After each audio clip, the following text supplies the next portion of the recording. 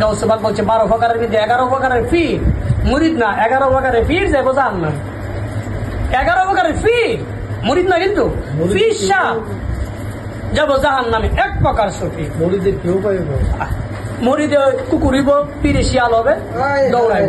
এটা আমার কথা না, ইমাম গাজ্জালী বাবার কথা। আমি কিছুদিন আগে কোনো আলোচনাটা শোনাইছি আপনাদেরকে। আচ্ছা জানা।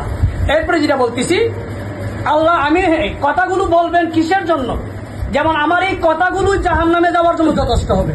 আমার এই কথাগুলো, কথা কি ভালো হইতেছি না? আমি কি বলছি যে আমার কি জন্য যথেষ্ট হইব হিসেবে আমি জান্নাতে না যাবো?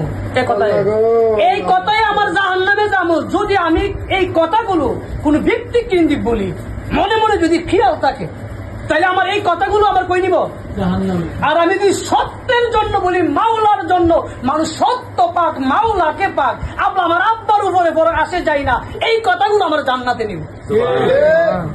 আমি কিন্তু এই কথা বলতেছি, যদি আমার 1% কে কোটি % ভেবে যদি কোন ব্যক্তি কেন্দ্রিক যদি কথাগুলো উপস্থাপন করি, তার জন্য জবাব দিতে হবে মাওলার কাছে। শুধু জবাব না, এটা আমার জাহান্নামে নিব। আর আল্লাহ রাসূল মালিক তাদেরকে আমি পাইছি সত্যটা জানাই দে, সত্যটা জানাই দে। সত্য জানার জন্যই আল্লাহ পৃথিবীতে পাঠাইছে।